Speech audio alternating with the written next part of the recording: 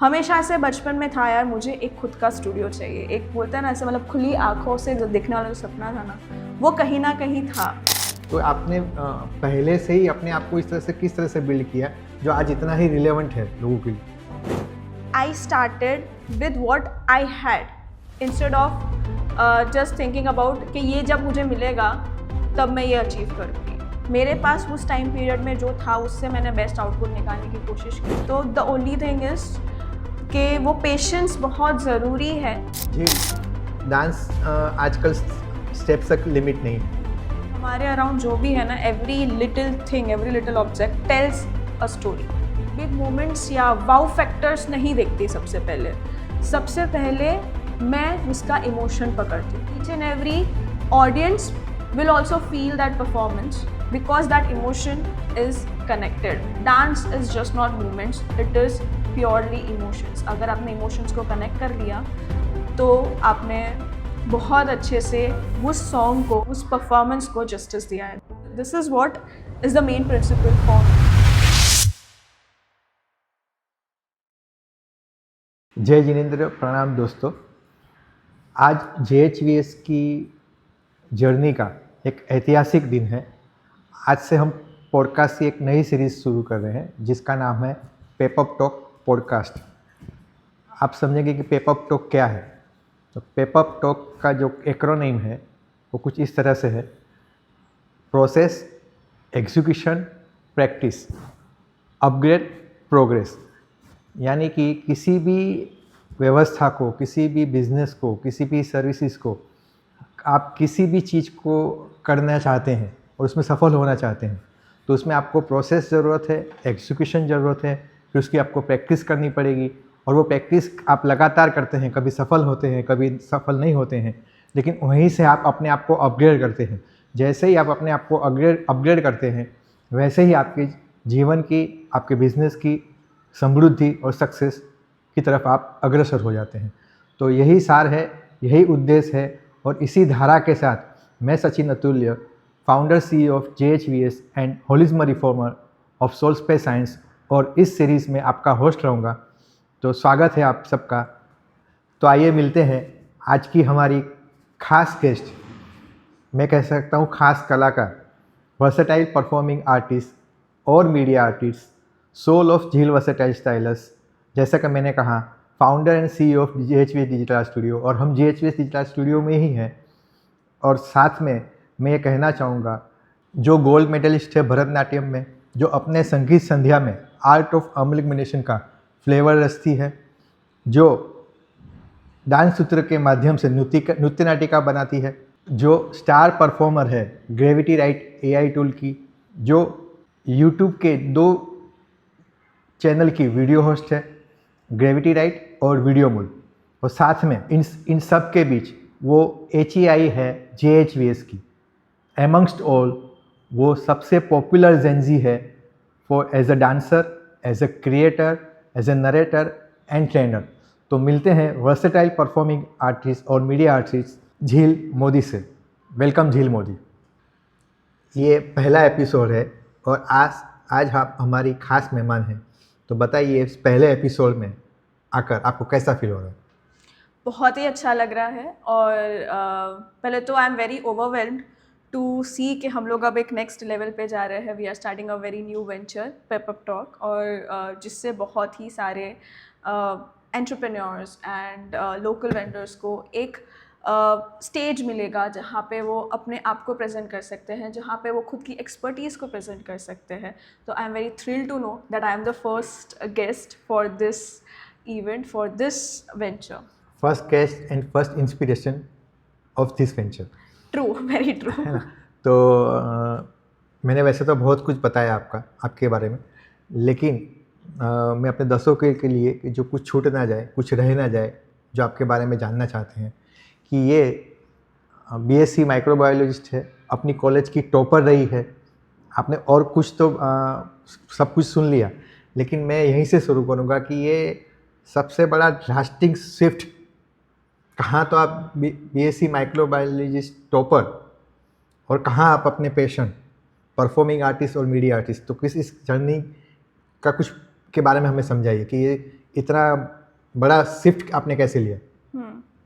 Shift के बारे में बताऊं उसके पहले ये चीज़ बतानी बहुत इम्पॉर्टेंट है कि मैंने ये देखा है कि मेरे एज के जो भी लोग हैं, मतलब मेरे एज के जो बॉयज़ एंड गर्ल्स हैं, ऑलमोस्ट जो वो पोर्शन में आता है ना कि जब they have to choose a degree for masters या तो अपना नेक्स्ट करियर पाथ सिलेक्ट करना है, तो उनको अपने घर से ना बहुत अलग अलग सजेशंस मिलते हैं, रिस्ट्रिक्शंस होते हैं कि नहीं भाई तुझे मास्टर्स तो करना ही है।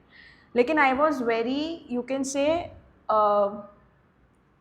ग्रेटफुल, आई वॉज़ वेरी, एक भगवान का एक इतना अच्छा मेरे पे ब्लेसिंग था कि मेरे family were the biggest support, और जो इधर बैठे हैं वो सबसे बड़ा सपोर्ट है मेरी लाइफ में, जिन्होंने मेरे को एक विजन दिया आगे जाके, like you are not limited to this academics, actually you can do much more in the non academic works. अभी मेरे को बचपन से ही डांस का बहुत ही शौक़ रहा है। मुझे मम्मी भी बताती है, जब मतलब मैं छोटी थी तब जैसे सीरियल्स वगैरह चलते हैं, तो जब जैसे मतलब एड्स आते थे ना, मतलब जब सीरियल्स चल रहे थे I am not looking at the TV, लेकिन जब जैसे ही एड्स आ रहे हैं ना I am looking at the TV. तो दैट इज़ द थिंग, वहाँ से ही इन लोगों को भी कुछ आइडिया आया कि हाँ ये she is someone who is into creative world, जिसको क्रिएटिविटी पसंद है। Why am saying this ad वाला पोर्शन एग्जैक्टली बिकॉज मेरा शिफ्ट सिर्फ डांस पे नहीं गया, मेरा शिफ्ट मीडिया आर्ट्स के पर भी पहुंचा है, तो वो कहीं ना कहीं लक्षण उन्होंने पहले ही देख लिए थे। और यस, इसका जो बिगेस्ट सपोर्ट है that is my family, that is my mom and dad, और उसकी वजह से ही ये शिफ्ट पॉसिबल हो पाया। अब शिफ्ट की अगर बात करें तो यही था कि मेरे पास क्वेश्चन था कि whether I should go in research, masters continue करूँ, रिसर्च फील्ड में आगे जाऊँ। ऑब्वियसली उसमें भी स्कोप था, ऐसा नहीं है स्कोप नहीं था, कि मैं खुद के इंटरनल ड्रीम, इंटरनल पैशन को फॉलो करूँ। हमेशा से बचपन में था यार, मुझे एक खुद का स्टूडियो चाहिए, एक बोलते हैं ना ऐसे, मतलब खुली आँखों से देखने वाला जो सपना था ना, वो कहीं ना कहीं था, लेकिन वो दब गया था अंडर एकेडमिक्स। प्रेशर कोई नहीं था, लेकिन हाँ इनबिल्ट प्रेशर था कि I have to prove myself, I have to ace everything. तो हाँ, जैसे बताया माइक्रोबायोलॉजी में भी गुड स्टूडेंट, उधर भी टॉप किया, लेकिन अंदर से वो थ्रिल नहीं मिल पा रहा था कि यार this is what I want to do.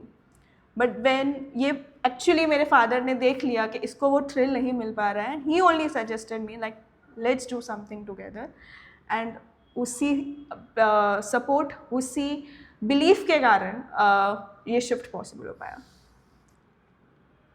आपने अब रिवील कर ही दिया है कि आई एम योर फादर, तो I am feeling proud of you. और आज ब्लेसिंग्स है कि मैं आज आपका होस्ट भी हूँ, है ना? Tables have turned.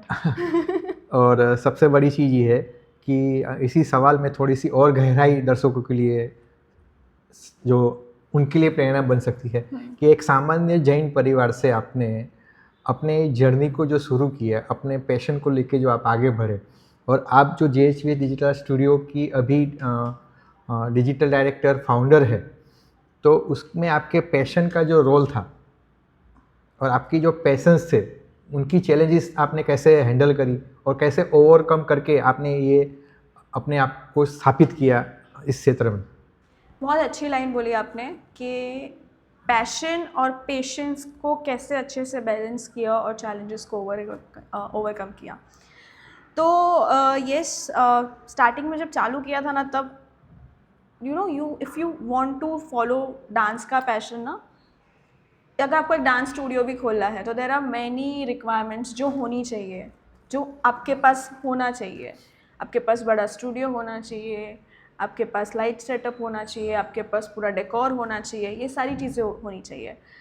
लेकिन मैंने जो पेशेंस की जो बात हुई हमारी, वो यही है, I started with what I had instead of just thinking about कि ये जब मुझे मिलेगा तब मैं ये अचीव करूँगी। मेरे पास उस टाइम पीरियड में जो था उससे मैंने बेस्ट आउटपुट निकालने की कोशिश की।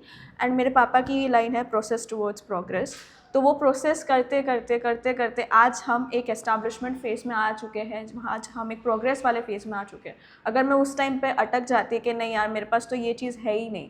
We started with a very small studio, उसको स्टूडियो प्लेस वर्कशॉप के नाम से हमने स्टार्ट किया था उसको, and now we have a studio place of our own. तो अगर उसी टाइम पे मैं अटक जाती कि नहीं मुझे स्टूडियो चाहिए, तो शायद वो उसी टाइम पे कुछ 6-7 महीने में ही ख़त्म हो जाता। और आज ये लेवल पे हम पहुंच ही नहीं पाते, आज वो कनेक्शंस नहीं क्रिएट कर पाते, आज वो क्लाइंट के साथ रिलेशंस अच्छे क्रिएट नहीं कर पाते, और वो प्रोग्रेस उस लेवल तक नहीं मिल पाती। तो द ओनली थिंग इज़ कि वो पेशेंस बहुत ज़रूरी है कि आपके पास जो टाइम पे जो चीज़ें अवेलेबल है, जो जिस समय जो अवेलेबल है उसको एक्सेप्ट करके उससे आप क्या बेस्ट आउटपुट दे सकते हो, उसके ऊपर फोकस किया। तो हर एक टाइम यही फोकस किया कि मेरे पास जो चीज़ें अवेलेबल है उसमें मैं क्या बेस्ट आउटपुट दे सकूँ।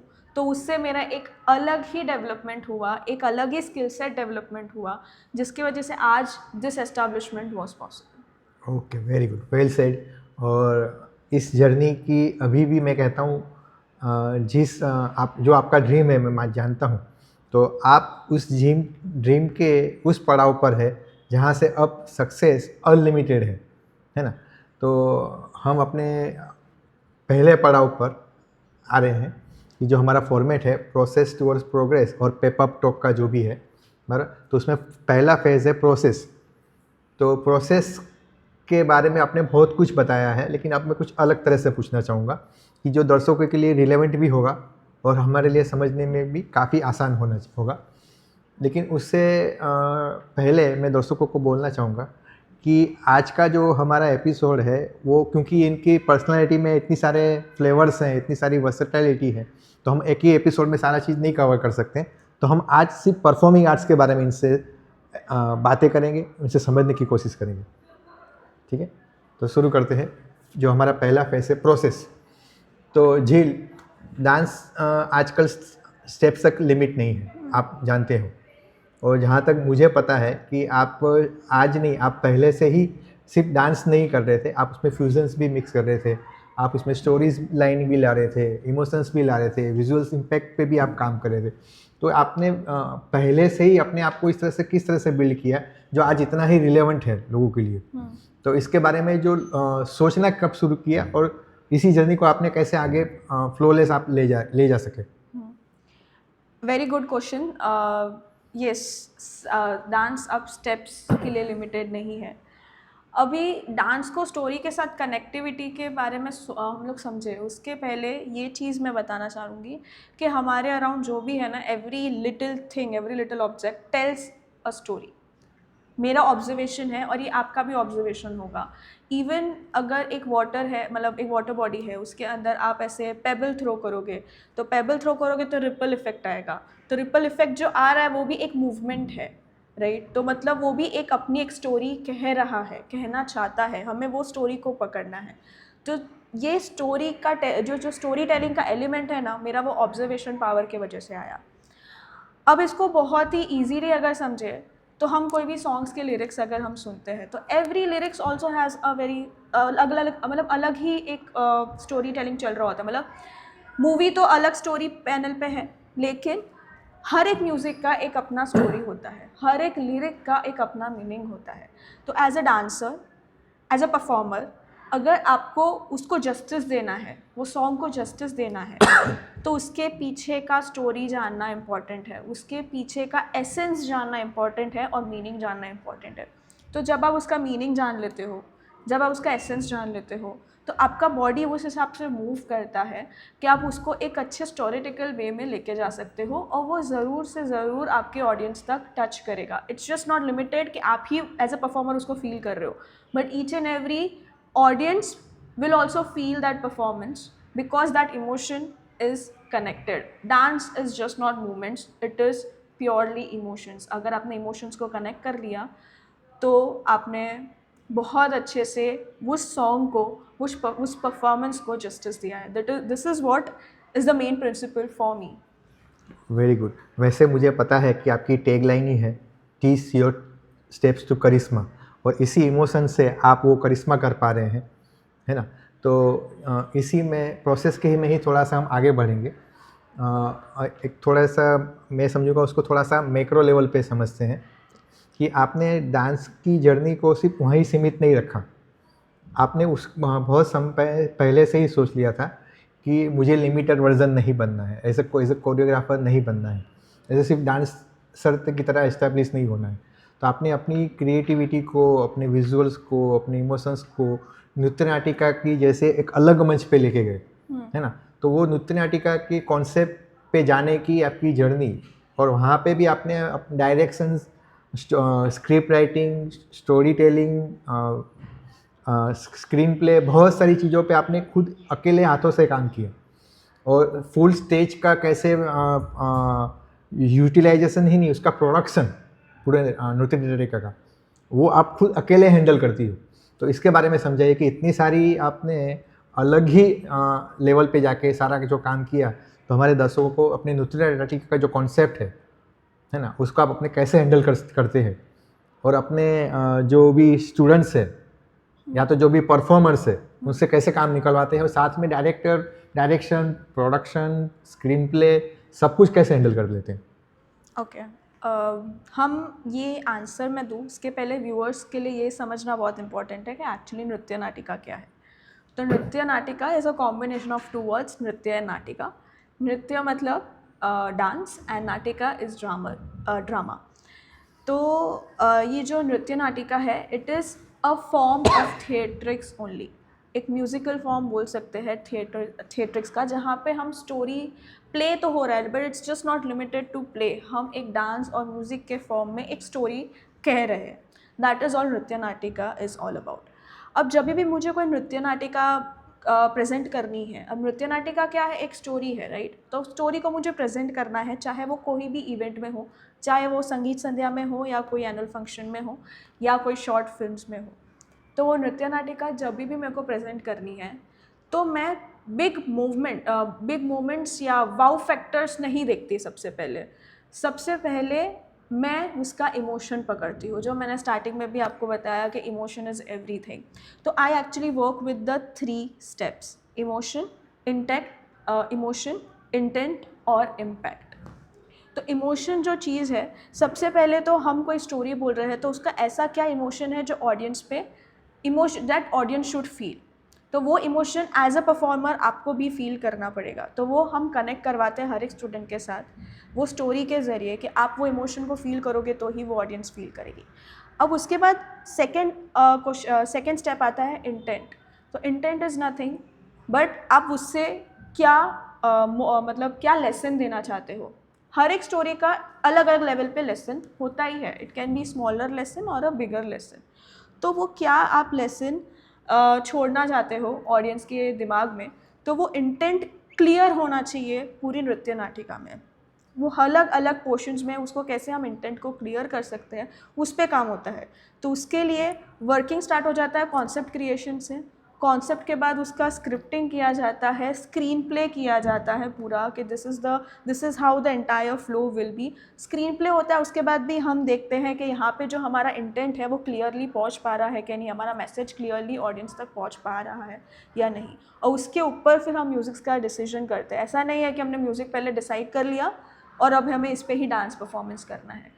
If it is relevant to our story, if it is relevant to our screenplay, then only we utilize that music, because at the end हमें एक स्टोरी बोलनी है। तो हमने बात कर ली इमोशन, इंटेंट, और लास्ट जो स्टेप है दैट इज़ इम्पैक्ट। तो जो ये प्रोडक्शन जब स्टेज पे जाता है तो हम कितना मैक्सिमम इम्पैक्ट छोड़ सकते हैं उसके ऊपर पूरा कॉन्सेंट्रेशन रहता है। तो वो इम्पैक्ट सिर्फ कोरियोग्राफी से नहीं आएगा, वो इम्पैक्ट सिर्फ वाउ फैक्टर्स क्रिएट करने से नहीं आएगा। वो इम्पैक्ट तब आएगा जब सारे elements including the visuals, the LED visuals, the scripting, the voice throw, the synchronization, the coordination of the steps, everything जब साथ में जुड़ता है तो उसका एक फाइनल इम्पैक्ट ऑडियंस तक जाता है। I would like to add one more thing. अभी ही हमने सेंट जेवियर्स में एक इवेंट हमने किया था जिसमें हमने नृत्य नाटिकास की थी। एंड मुझे हमारा ये इवेंट ख़त्म हुआ ना, उसके बाद मुझे एक वीक बाद एक मैम का फ़ोन आया जिनके लिए हमने रूट्स ऑफ फैमिली एक कॉन्सेप्ट था जिसके ऊपर हमने नृत्य नाटिका परफॉर्म की थी। We just had around 7 to 8 days to prepare the entire नृत्य नाटिका। और उनका मेरे को एक वीक बाद ये फ़ोन आता है कि everyone has loved it even after this many days. उनको सब मिल रहे हैं, उनको बोल रहे हैं कि आपके क्लास का जो परफॉर्मेंस था that was the best, we were crying there. तो जब आप सुनते हो कि आपके परफॉर्मेंस के कारण लोगों तक वो मैसेज पहुंचा कि वो इमोशनली उससे कनेक्ट कर पाए एंड उनके वो टीयरफुल हो चुके हैं, and this is the I would say it was the proudest moment for me because वो चीज़ जानना कि आपने जिसके ऊपर मेहनत की है, वो जो मैसेज आप देना चाहते थे वो बहुत अच्छे से लोगों तक पहुंचा है। And it was a very beautiful journey. It was a very beautiful Nritya Natika that we created, and it was a very different kind of Nritya Natika that we created. So yes, that is how the impact gets when the starting, the emotion is correct, when the intent is correct, then definitely impact छूटता ही है हर एक नृत्य नाटिका का। So this is the 3 steps जिसके ऊपर हम काम करते हैं। इसमें मैं अपने दर्शकों के लिए और चीज़ कहना चाहूँगा कि आपके पास, जैसे मुझे तो पता है कि एज अ फादर और आपके साथ मैं काम भी करता हूँ, तो आपके पास हमेशा ही नृत्य नाटिकाओं में चैलेंजिंग कॉन्सेप्ट ही आए हैं, है ना। तो परफॉर्मेंस कैसे निकालना, और सारे लोग परफॉर्म कर रहे हैं, और उसके बाद जो परफॉर्मेंस का जो आउटपुट, जिसको आप इम्पैक्ट बोल रहे हो, जो आउटपुट आ रहा है, उसके बाद कुछ समय तक, कुछ दिनों के बाद भी जो आपको अप्रिशिएशन मिल रहा है, तो मैं कहता हूँ ये ग्लोरी ऑफ ब्लेसिंग्स है आप, है ना। तो इसको आप आगे बढ़ाते रहिए, और हम अपने नेक्स्ट फेज पे चलते हैं जो है एग्जीक्यूशन हैं। लेकिन एग्जीक्यूशन का जो एक्चुअली आपका जो प्रोसेस और एग्जीक्यूशन स्टार्ट हुआ, और वो मैं कहूँगा ऑनलाइन बेसिस से आपने शुरू किया। और सबसे बड़ी सरप्राइजिंग एलिमेंट ये है कि इन्होंने कोरोना से पहले ही ये शुरू कर दिया था। लोग कोरोना के बाद शिफ्ट हुए हैं, लेकिन इन्होंने ऑनलाइन बेसिस का, वो ज़्यादातर ऑनलाइन बेसिस लेती है, कोई पर्सनलाइज और ग्रुप उन्होंने नहीं किए कभी भी। तो वो ऑनलाइन बेसिस की जर्नी, उसमें भी सेमी क्लासिकल के अपने पैशंस को मेंटेन रखा, और आज तक अभी आपका चालू है। तो कुछ उसके बारे में बताइए कि भाई उसमें आप किस तरह का एग्जीक्यूशन करते हैं, अपने स्टूडेंट के लेवल्स किस तरह से स्केल कर पा रहे हैं सेमी क्लासिकल के द्वारा। सो ऑनलाइन लर्निंग में जो सबसे इम्पॉर्टेंट चीज़ होती है ना, वो है क्लैरिटी। मैं जितना क्लैरिटी से एक मूवमेंट मेरे स्टूडेंट को बता पाऊँगी, उतना क्लैरिटी से वो एग्जीक्यूट कर पाएगा उधर ही। तो ये जो क्लैरिटी दिखाने के लिए जैसे सेमी क्लासिकल है, mainly semi classical is a form that is very graceful form, और वो एकदम एक कॉन्फिडेंस, जब तक आपको आपके फेस पे, जब तक आपके मूवमेंट में वो कॉन्फिडेंस नहीं दिखेगा, तब तक ग्रेस भी नहीं दिखेगा। And without grace semi classical doesn't look that good. तो मेरा फोकस सेमी क्लासिकल डांसिंग को लेके यही होता है कि मैं मेरे स्टूडेंट्स में कितने अच्छे तरीके से कॉन्फिडेंस बढ़ा पाऊँ, कितनी अच्छी तरीके से ग्रेस बढ़ा पाऊँ। तो ये कॉन्फिडेंस एलिमेंट तभी आता है जब हम लोग हर एक मूवमेंट को अच्छे तरह से समझते हैं कि कौन सा बॉडी पार्ट कब मूव कर रहा है। तो फॉर एग्जांपल अगर मैं आपको दिखाऊं, तो ग्रेस जो एक्चुअली जो होता है ना, वो छोटे छोटे मूवमेंट से आता है, not big movements. Like grace is something that you can bring from small controlled movements. Okay, like जैसे अगर मैं इस हाथ को ऐसे लेके जाती हूँ, दिस इज़ वन मूवमेंट, ये भी डांस मूवमेंट है। अब मैं इसमें रिस्ट का इन्वॉल्वमेंट लाती हूँ और मैं इसको ऐसे लेके जाती हूँ, तो it looks much more graceful. ये सेकेंड काइंड से हमने एक ही स्टेप को किया। अब इसी टाइम पे मैं मेरा फेस भी यूज़ करती हूँ। I will look towards my hands, so it looks much more graceful. As you can see, just small changes, just some small controlled actions created a very small step into something very graceful, very beautiful, and that is what we capture, that is the essence that we capture in our online matches, in our semi-classical batches as well. So this is what I work on. Beautifully explain, express and perform. Thank you. है ना। तो अभी हम आपकी एक और जो mastery है, मास्टरी नहीं मैं कहूँ, एक और पागलपन है ना, कि अगर वो आपके पास आ जाए तो ना आप दिन देखते हैं, ना रात देखते हैं, ना सुबह देखते हैं, ना खाना देखते हैं, वो है संगीत संध्या। तो क्या ऐसी चीज़ है कि जहाँ पे अनट्रेंड लोग आते हैं, जो फैमिली से सिर्फ अपने उस इवेंट को के लिए पागल होते हैं, और जिनको कुछ डांस की इतनी ना नॉलेज होती है, ना उनके कुछ पैर चलते हैं, ना हाथ चलते हैं, बस वो पेट चलता है किसी का किसी की कमर कहीं चलती है, तो उनको हैंडल करते हो आप इसने पागलपन से, ये उनको हैंडल कैसे करते हैं और उनको ट्रेन कैसे करते हैं और वो फ्लोलेस स्टेज पे कैसे परफॉर्म करते हैं। That is the amazing thing जो मैंने एक्सपीरियंस किया है, तो उसके बारे में आप बताइए कि संगीत संध्या का जो पागलपन है और उस पागलपन को आप उन फैमिली के द्वारा और उनका पागलपन आप उनके इवेंट में परफॉर्मेंस से द्वारा निकालते हो, तो उसके बारे में बताइए कि संगीत संध्या में आप करते क्या हैं? संगीत संध्या एक्चुअली मैं बोल सकती हूँ कि बहुत ही जॉयफुल इवेंट होता है मेरे लिए, because it is like not a work for me. वो मेरे लिए वर्क कभी रहा ही नहीं है, ना मुझे कभी स्ट्रेस होता है। मैं बोल सकती हूँ नृत्य नाटिका में मुझे थोड़ा, हाँ, I have to execute this, मुझे ऐसे करना है, मुझे ऐसे इम्पैक्ट लाना है, वो चीज़ें रहती है। But Sangeet Sandhya is a very playful event for me. मुझे सबसे बढ़िया जो अच्छी चीज़ लगती है ना संगीत संध्या में is the connections that I build with each and every client. जो फैमिली के साथ एक फैमिली की तरह बन के रहना, उनको एक फैमिली की तरह एडवाइस करना, और उनके हम जो फोकस करते हैं ना उनके स्टेप्स पे नहीं फोकस करते कि आप ये स्टेप सही नहीं कर रहे हो, 1 2 3 4। मेरा कभी टेक्निक ऐसे उनको 1 2 3 4 वाला सिखाने वाला है ही नहीं। आप कितना इन्जॉय करोगे, एक स्टेप मैंने डिज़ाइन किया है उसको आप अपने तरीके से कैसे परफॉर्म कर सकते हो। हमारा सबसे मेन मोटिवेशन, सबसे मेन पॉइंट वही रहता है संगीत संध्या में कि how they can bring their inner child out, inner performer out while on the stage, so वो एक कॉन्फिडेंटली डांस कर सके, शाई ना रहे, खुद को एक्सप्रेस कर सके, और जो अपना इवेंट है उसको एक्चुअली इन्जॉय कर सके विदाउट एनी स्ट्रेस। तो we also manage those events for them, so that उस टाइम पे उनको मैनेजमेंट का टेंशन नहीं रहेगा कि भाई ये सॉन्ग चलाओ, ये परफॉर्मर जाएगा नेक्स्ट ये सब का उनको कोई भी स्ट्रेस नहीं है। प्लस उसमें भी हम आर्ट ऑफ अमेलगमेशन को इंक्लूड करते हैं, that is a theme based performance, जहाँ पे हम चाहे वो अरेंज मैरिज हो या लव मैरिज हो, we create some stories for them जो अच्छे तरीके से वापस रिलीव कर सके उस परफॉर्मेंस के थ्रू, और अपने रिलेटिव्स को, अपनी ऑडियंस को भी उस टाइम पे उनकी जो जर्नी रही है अभी तक की, उनकी जो लव स्टोरी रही है अभी तक की, वो अच्छे से दिखा सके। तो उस पर हमारा मेन फोकस रहता है। So that's why I actually. लेकिन वो पागलपन वो जो स्टेज पे दिखाते हैं उनके पीछे का रहस्य तो बताइए। वो तो आपको मेरे साथ कनेक्ट करना पड़ेगा, तभी वो रहस्य आप भी जान पाएंगे। ओके ओके, मतलब वो सीक्रेट है अभी भी आप? वो सीक्रेट है, कुछ अच्छा, तो रखना पड़ेगा।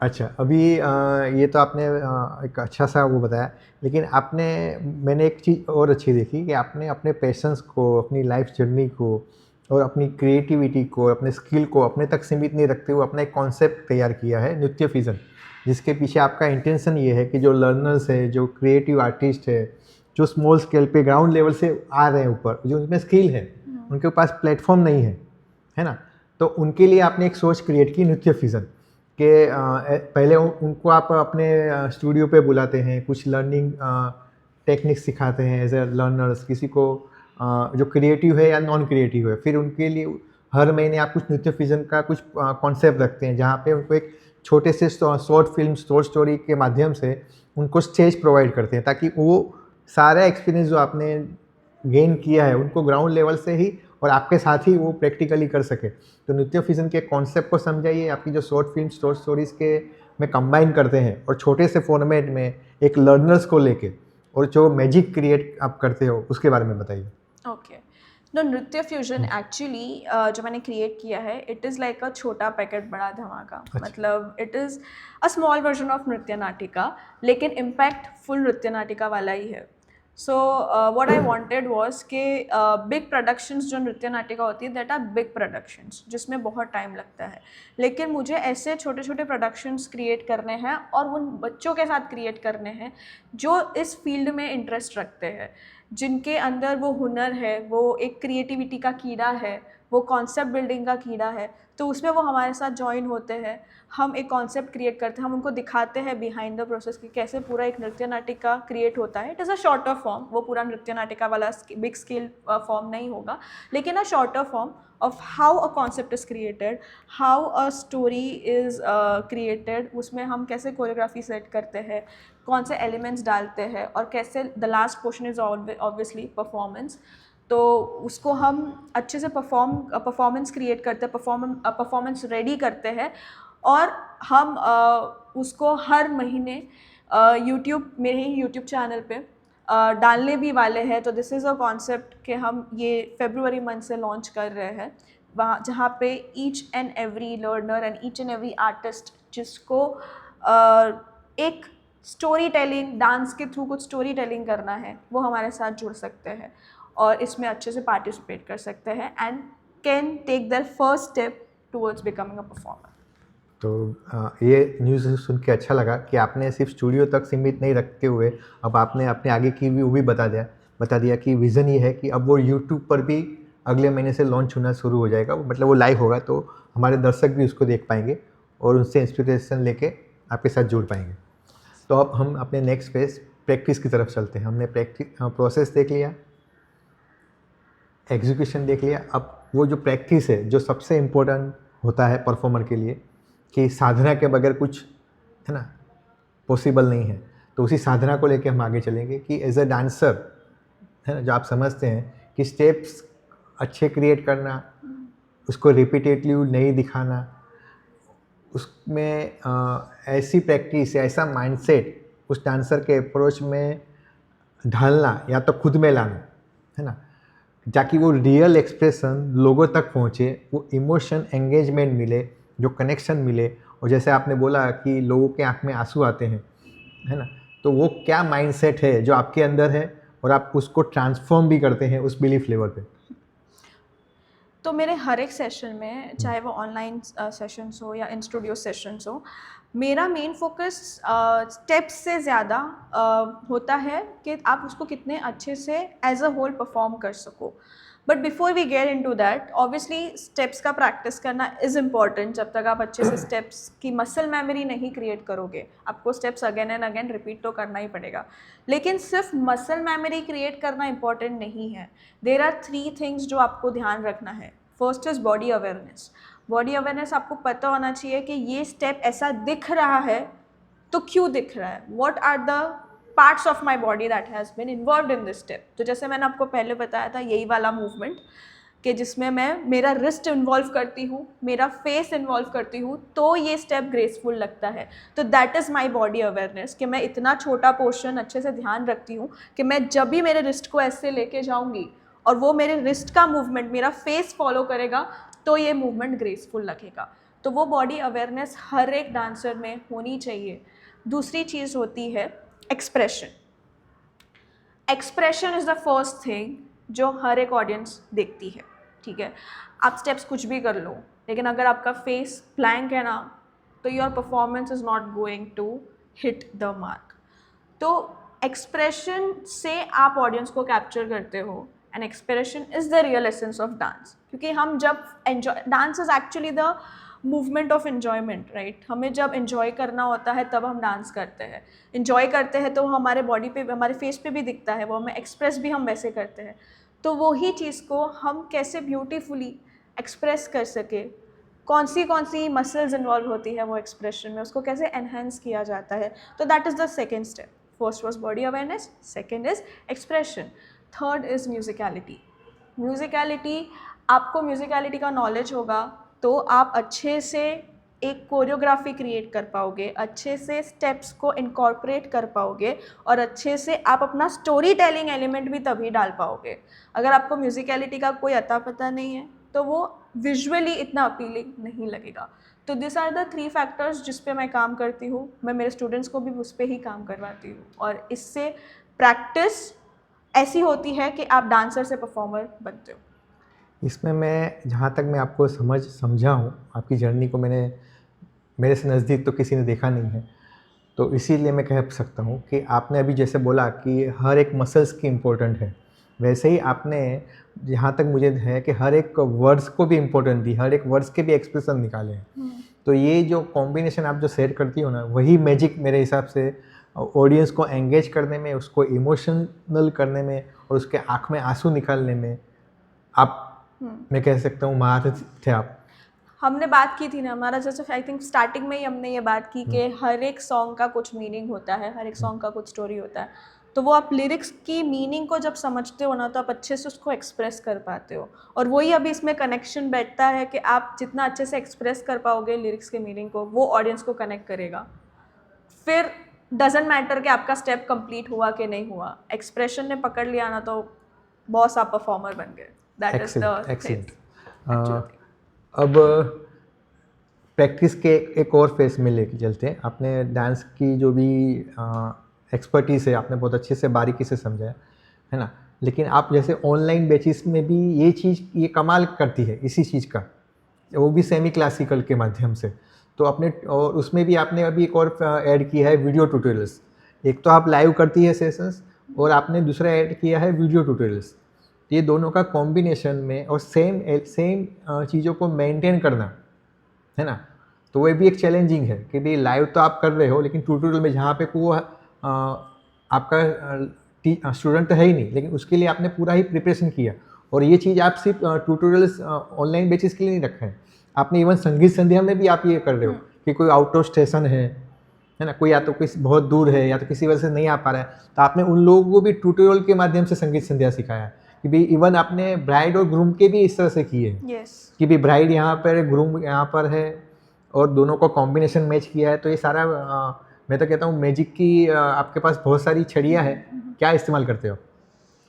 कुछ नहीं, खुद का दिमाग इस्तेमाल करते हैं जोक्स असाइड। बट जैसे हाँ आपने बताया कि बहुत बार क्या होता है संगीत संध्या में, both the parties in the sense groom और ब्राइड एक सिटी में, एक विसिनिटी में अवेलेबल नहीं होते हैं, लॉन्ग डिस्टेंस रहता है उनका रिलेशन रहता है।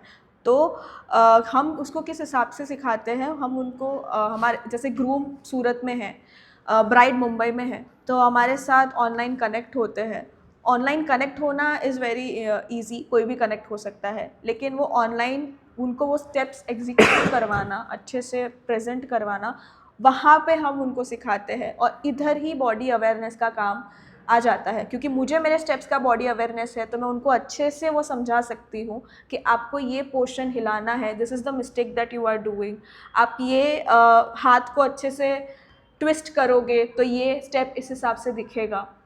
तो वो बॉडी अवेयरनेस का मेरे अंदर इन्वॉल्वमेंट होना, वो मुझे हेल्प करता है ऑनलाइन बैचेस को अच्छे से सिखाना और वीडियो ट्यूटोरियल्स में भी वो ब्रेक डाउन अच्छे से करना। लेकिन एक और चीज़ जो मैं ऐड करती हूँ इज़ दैट कि मैं हर एक स्टूडेंट को, मेरे चाहे वो वीडियो ट्यूटोरियल्स वाले स्टूडेंट्स हो, संगीत वाले स्टूडेंट्स हो या बैचेस वाले स्टूडेंट हो, एक ही चीज़ बोलती हूँ कि never compare yourself with me और other person. Okay, always compare yourself with your older self. तो आप हमेशा जब भी डांस कर रहे हो, record yourself, look what you are doing. आपसे बेस्ट जजमेंट कोई और नहीं दे सकता। You know your body very nicely, we are here to help you out, we are here to guide you technically. But आप जब वो awareness खुद कैसे लाओगे, जब आप खुद को डांस करते हुए, खुद को परफॉर्म करते हुए देखोगे।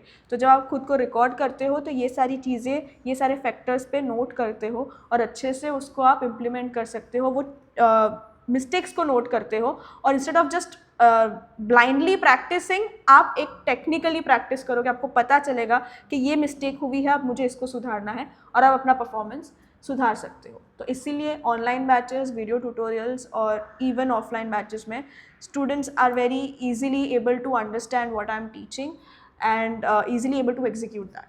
वो सारी केमिस्ट्री आप उस यहाँ पे भी क्रिएट कर लेते हैं और वही से वो जो आप मैजिक नहीं बताया वो क्रिएट करते हैं स्टेज पर, है ना। तो अब हम अपने नेक्स्ट फेज पे चलते हैं जो है अपग्रेड, है ना। तो अपग्रेड के बारे में हम जाते हैं, उससे पहले मैं ये समझना चाहूँगा आपने जो अपग्रेड किया है उसके बारे में, कि आपने खुद ही, जैसे आप कहते हो कि डांस सिर्फ स्टेज तक सीमित नहीं है। अब आज की जो है, और इवन जेनजी, आप खुद भी जेनजी है ना, और वो स्मार्टर भी है, क्लेवर भी है, क्रिएटर भी है और सब कुछ है। तो आपने सिर्फ डांस को स्टेज तक सीमित आपने भी नहीं रखा है, उसको आगे बढ़ाया है, लेकिन उसमें विजुअल इम्पैक्ट, म्यूज़िक, प्रेजेंटेशन, जैसे मैंने बोला स्क्रीन प्ले, डायरेक्शन, प्रोडक्शन, ये सब इंस्पिरेशन आपको कहाँ से मिलता है और कैसे इन सबको आप कंबाइन करके एक ढांचे में ढाल लेते हैं? इसका एक्चुअली मैं आपको आंसर दूँ उसके बेटर है कि मैं आपको बताती हूँ कि मेरा मतलब शिफ्ट ये डायरेक्शन में कैसे हुआ, तो उसमें आपको खुद आंसर मिल जाएगा। तो बेसिकली जब मैंने मेरा जर्नी स्टार्ट किया था, I started with only dance. ठीक है। लेकिन करते करते मुझे ऐसा रियलाइज़ हुआ कि I want to go online, because वहाँ पे मैंने वो एक विजन देखा था कि ऑनलाइन में पैन इंडिया लोगों से कनेक्ट कर सकती हूँ। जैसे मैंने आपको बताया कि I like to connect with people, like minded people. तो वो शिफ्ट करने के लिए जब मुझे पता चला मुझे ऑनलाइन जाना है, तो व्हाट आर द फैक्टर्स जो मुझे ज़रूरत पड़ेगी, तो द मेन फैक्टर इज़ कि वेबसाइट होनी चाहिए। वेबसाइट होनी चाहिए। अब तो इतना वेबसाइट का भी इन्वॉल्वमेंट की ज़रूरत नहीं है, लेकिन जब मैंने स्टार्ट किया था तब वेबसाइट की इंपॉर्टेंस थी। तो वेबसाइट होनी चाहिए। आपको डांस ट्यूटोरियल्स क्रिएट करने हैं, तो डांस ट्यूटोरियल्स कैसे क्रिएट होने चाहिए, उसके लिए आपके पास कैमरा होना चाहिए, माइक होना चाहिए। तो ये सब की नॉलेज आई। तो मैंने जैसे बोला था, मेरे पास जो लिमिटेड रिसोर्सेज थे उस टाइम पे, तो वो लिमिटेड रिसोर्सेज से मैंने स्टार्ट किया। मैंने खुद ही सीखा कि मुझे वेबसाइट कैसे क्रिएट करनी है। तो जब मैंने ये सीखा ना कि मुझे वेबसाइट कैसे क्रिएट करनी है, मेरा इंटरेस्ट बढ़ा towards media arts. Media arts की तरफ मेरा थोड़ा सा इंटरेस्ट बढ़ा, और ये मीडिया आर्ट्स ने मुझे पुश किया to become a better performer, because उसने मेरी एक दूसरा क्रिएटिविटी का स्पार्क बढ़ाया। That was just not limited to steps, that was limited to the execution, that was limited to presentation, overall presentation के ऑनलाइन वो कैसा दिखेगा। तो वो चीज़ ने, वो शिफ्ट ने मुझे इस तरफ धकेला, और यही इसीलिए अब जो JHVS डिजिटल आर्ट स्टूडियो है, that is just not limited to performing arts, that has media arts also included, because both of them go hand in hand. एक के बिना दूसरा अधूरा है। तो वो हमने तब समझ लिया था, और इसीलिए अब JHVS digital art studio is a very beautiful amalgamation of performing arts and media arts. मतलब आपने एक दूसरे को के साथ दोनों को कॉम्प्लीमेंट किया, और एक स्किल तो आपके पास था ही, और दूसरा आपने स्केल किया through visuals, through story telling, through story making, even short film makings. तो विजुअल्स पे भी आपने उतना इम्पेक्ट दिया जिसकी वजह से आप डायरेक्शन लेवल तक और स्क्रीन प्ले लेवल तक आसानी से कर पा रहे हैं। Yes. तो बहुत ही अच्छा है, और ये शानदार अपग्रेड है सबके लिए जो भी परफॉर्मिंग आर्ट्स में बढ़ना चाहते हैं, और जो भी सीकर्स हैं, तो उनके लिए भी एक एस्पिरेशन है कि परफॉर्मिंग आर्ट्स मीडिया आर्ट्स के बगैर अधूरा है, और मीडिया आर्ट्स परफॉर्मिंग आर्ट्स के अधूरा है। दोनों एक दूसरे को कॉम्प्लीमेंट ही करते हैं, तो उन कॉम्प्लीमेंट के साथ ही आपको आगे बढ़ना चाहिए। तो हम आगे चलेंगे नेक्स्ट स्टेप प्रोग्रेस की तरफ, है ना। तो जैसे प्रोग्रेस की हम बात कर रहे हैं, तो प्रोग्रेस के तो काफ़ी मायने हैं, लेकिन मैं अभी जिस प्रोग्रेस से मैं शुरू करूँगा जिस बात पे, वो लर्नर्स के लिए है, इंटर्न्स के लिए है, कि अगर कोई एस्पायरिंग डांसर कह सकते हैं, जो हॉबीइस्ट माइंडसेट में है ना, और वो JHVS डिजिटल आर्ट्स की इकोसिस्टम में आकर अपने पर्सोना को एज अ परफॉर्मिंग आर्टिस्ट के ढांचे में ढालकर उसको अपग्रेड करके और अपनी लाइफ में किस तरह से प्रोग्रेस प्राप्त कर सकता है या तो अचीव कर सकता है। Okay, very good question. मतलब क्वेश्चन है, सीकर हो या इंटर्न्स हो, वो आपके साथ आपकी इकोसिस्टम में जुड़ रहा है ना, तो वो उनकी लर्न तो कर रहा है, क्रिएटिव भी हो रहा है, लेकिन उसको प्रोग्रेस भी क्या अब उसकी व्यवस्था है या तो उसकी सिस्टम है आपके में। हाँ, actually it is a very good question, और यही प्रोग्रेस के लिए हमने एक प्रोग्राम डिज़ाइन किया है, that is JHVS internship programme. जहाँ पे जैसे आप बता रहे हैं, जो एस्पायरिंग डांसर्स हैं, जिनको देखना, एक्चुअली फील करना है कि हाउ दिस जर्नी इज़, कि आप कैसे इसमें इवॉल्व कर सकते हो, कैसे अपना करियर बिल्ड कर सकते हो, तो you can connect with us. अभी इसमें हमने इसको सिर्फ लिमिट नहीं किया है डांसिंग को लेके। जैसे हमने पहले समझा कि media arts and performing arts are incomplete without one another, it is a very beautiful amalgamation. तो आजकल के इवेंट्स की बात कर लो या कोई भी नृत्य नाटिका की भी बात कर लो, तो विजुअल्स, सॉन्ग्स बहुत ही इम्पॉर्टेंट है टू एम्पलीफाई द प्रेजेंटेशन। तो ये प्रेजेंटेशन को एम्पलीफाई करना है, लेकिन टेक्नोलॉजी ओवर पावर नहीं करनी चाहिए, उसको अच्छे से ब्लेंड करनी चाहिए आपके परफॉर्मिंग आर्ट्स में। So it should not be like कि टेक्नोलॉजी ओवर पावर कर रही है, लेकिन एक बहुत ही ब्यूटीफुली उसको कॉम्प्लीमेंट कर रही है, ये चीज़ होनी चाहिए। और ये हर एक एस्पायरिंग डांसर को सीखना बहुत ज़रूरी है, क्योंकि आप जब अपना परफॉर्मेंस, इवन छोटी सी बात करते हैं कि सोशल मीडिया पे भी आप रखते हो, तो वो ऑडियंस के साथ कैसे कनेक्ट करेगा, उस लेवल पे भी आपको सोचना बहुत इंपॉर्टेंट है, rather than just randomly putting your dance reels. क्योंकि आप आपका टैलेंट शो करना चाहते हो, आप आपका पैशन दिखाना चाहते हो, तो आप उसको कितना अच्छे से प्रेजेंट कर सकते हो वो आप हमारे साथ सीखोगे by working with us on our real time projects, real time studio projects जो हम क्लाइंट्स के हैंडल करते हैं। हमारा प्रोसेस क्या है, आप हमारे साथ हमारे प्रोसेस में इन्वॉल्व होगे फ्रॉम द ग्राउंड लेवल और आपको प्रैक्टिकल लर्निंग मिलेगी। It is not a theoretical learning कि जस्ट आपको बैच में बिठा दिया और बस आप सीख रहे हो। It is not like that. Even media arts में आप रियल टाइम प्रोजेक्ट्स पे काम करते हो, आप रियल टाइम में देखते हो कि इन स्टूडियो शूट्स कैसे होते हैं, एडिट्स कैसे होते हैं और क्या क्लाइंट का माइंडसेट होता है बाई उनको, मतलब जब डिलीवरी चाहिए तो उनका माइंडसेट क्या होता है, आप कौन सा माइंडसेट से आपको एडिट करना चाहिए, ये सब भी हम सिखाया जाता है। एंड परफॉर्मिंग आर्ट्स में आप क्लाइंट्स के साथ कैसे कनेक्ट कर सकते हो to teach them a basic step, और आप खुद अपना परफॉर्मेंस कैसे इन्हेंस कर सकते हो, वो सब आपको इंटर्नशिप प्रोग्राम में मिलता है।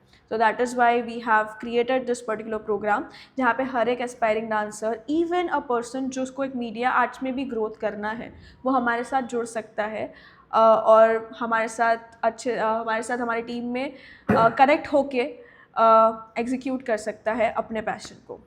तो मैं ये कह सकता हूँ कि आप ये कहना चाह रहे हैं कि मीडिया आर्ट्स एक ऐसा माध्यम है जहाँ से अगर कोई लर्नर्स आता है या इंटर्न्स आता है, लर्नर्स आता है तो उसको आप स्कॉलरशिप प्रोवाइड करते हैं जो शायद आपका 1 साल का पूरा स्कॉलरशिप है, जो करीब दर्शकों के लिए बोल दूँ, जो पूरी स्कॉलरशिप है वो है 50,000 रुपीज़ की, जो बिल्कुल फ्री है अगर वो क्रिएटिव है तो, और दोनों ही माध्यम से वो आना चाहता है, चाहे वो परफॉर्मिंग आर्ट्स हो, दोनों ही आपको मिलते हैं। और साथ में इनका जो इंटर्नशिप प्रोग्राम के बारे में जो मुझे पता है कि वहाँ पे आप कुछ छोटा सा अमाउंट मंथली या तो क्वार्टरली या तो ईयरली आप पे करते हैं, तो वहाँ पे आप प्रोजेक्ट्स के द्वारा डायरेक्ट इन्वॉल्व होते हैं। आपको चाहे बेसिक नॉलेज हो, वहाँ पे आप कुछ स्टाइपेंड, प्रोजेक्ट बेस्ड इनकम और आगे जाके सैलराइज इनकम, इस तरह के भी आपने कुछ एग्जैक्टली इट इज़ लाइक कि आप अर्निंग के साथ साथ आपका लर्निंग हो रहा है। मैंने बताया जैसे कि it is not a theoretical knowledge, ये पूरा प्रैक्टिकल नॉलेज है। तो आप जैसे जैसे हमारे साथ सीखते हो, आपके पास अर्निंग अपॉर्चुनिटीज़ भी बढ़ती है। आप सिर्फ लर्न नहीं करोगे, आप आपका साइड में आप आपका हसल भी हमारे साथ स्टार्ट कर सकते हो और आपका एक अर्निंग भी थोड़ा थोड़ा स्टार्ट कर सकते हो। तो very good opportunity for anyone who is a very good who has a creative mind, who is an aspiring dancer, a very good opportunity for you. तो देखा जाए तो 50,000 ईयरली स्कॉलरशिप, वो भी free, it is a big appreciation और big opportunity for all. और even interns के through छोटी मोटी फीस के द्वारा भी जो आ रहे हैं उनको भी अर्निंग की अपॉर्चुनिटी है। तो आपका जो प्रोग्रेस का जो स्टेप है, नहीं अपने लिए लेकिन सबके लिए है। और जैसे कि मैं पूरे ही इस पॉडकास्ट को समराइज़ करूँ और हमारा एक सिग्नेचर रैप अप राउंड है, तो उसके द्वारा मैं आपको एक आखिरी सवाल जो सब बहुत ही इम्पोर्टेंट है आपके लिए भी और आपके दर्शकों के लिए भी।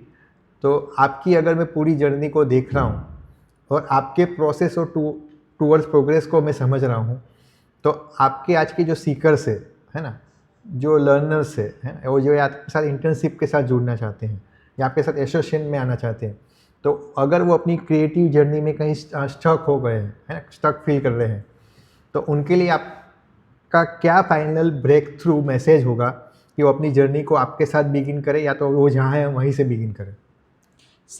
आपको भी पता है, you are also in creative field के स्टक क्रिएटिव ब्लॉक आना बहुत नेचुरल है, सबको ही आता है। बट जो उससे ऊपर आ गया, जो उसको पास कर सकता है, वो ही इनएविटेबल सक्सेस की तरफ बढ़ता है। तो ये स्टक तो सबको ही आता है, लेकिन आपको वो स्टक को पॉजिटिवली लेना है, उसको आपका एक प्रैक्टिस में उतारना है, एक प्रोसेस में उतारना है, तो ही आप प्रोग्रेस की तरफ आगे बढ़ सकते हो। तो उस स्टक को लेके बैठ नहीं जाना है। मेरा तो यही एडवाइस है कि आप स्टक को लेके बैठ मत जाओ। Try to bring some solutions out of it कि आपके पास जो अवेलेबल है उससे आप कैसे बेस्ट आउटपुट दे सकते हो। तो आज से कल आप बेटर ही रहोगे, तो आप एक प्रोग्रेस की तरफ ही बढ़ रहे हो। तो just take some small steps instead of taking a big step when you are stuck. Just take a small step, वो आपको एक विनिंग का एहसास दिलाएगा और आप अच्छे से स्टक अपने एक ब्लॉक से बाहर आ सकते हो। ब्यूटीफुली एक्सप्लेन, ब्यूटीफुली एग्जीक्यूट, आपने जो पूरे पॉडकास्ट को जो इस तरह से बांधा है, जिस तरह से आपकी अलग अलग परफॉर्मिंग आर्ट्स की क्रिएटिविटी है, परफॉर्मिंग आर्ट्स के जो अलग अलग स्किल्स है, उसके बारे में लोगों को जो दिशा दी है, तो मेरे ख्याल से हर सीकर्स के लिए एक प्रेरणादायक ये एपिसोड रहेगा, हर लर्नर्स के लिए एक इंस्पिरेशन वाला एपिसोड रहेगा। और हम आपसे आगे और दोबारा मिलना चाहेंगे, क्योंकि अभी आपकी तो सिर्फ एक ही जर्नी के बारे में हमने जाना है, बहुत कुछ जानना है ना। लेकिन हम आने वाले एपिसोड में इनसे फिर मिलेंगे, और तब तक के लिए मैं आपको फिर से इस नई आपके वेंचर है जो पेपअप टॉक पॉडकास्ट, और आप अपने ही JHV डिजिटल स्टूडियो से शुरू कर रहे हैं, तो उसके लिए खूब खूब शुभकामनाएं हैं। Best wishes and God bless to you. Best wishes to you too. Proud further. It is a welcome journey for all of us. Yes, best wishes to you too for hosting this Pep Up Talk series. साथ में grow करेंगे, and साथ में we are going to establish process towards progress. तो दोस्तों, जैसे आपने देखा कि कैसे एक पैशन और पेशेंस के कॉम्बिनेशन से एक खूबसूरत सुंदर सा इंद्रधनुष आप रचा सकते हैं, बना सकते हैं, क्रिएट कर सकते हैं, जिसकी जीती जागती और लाइव एग्जांपल आपके सामने अभी थी झील मोदी। तो मैं Sachin Atulya, founder and CEO of JHVS and holistic reformer of soul space science, फिर मिलते हैं JHVS डिजिटल स्टूडियो में पेपअप टॉक पॉडकास्ट की अगली सीरीज़ में एक नई उमंग, एक नई ऊर्जा के साथ। तब तक स्वस्थ रहें, सुरक्षित रहें और अपने जीवन के समृद्धि पथ पर अग्रसर रहें। जय जिनेंद्र, धन्यवाद।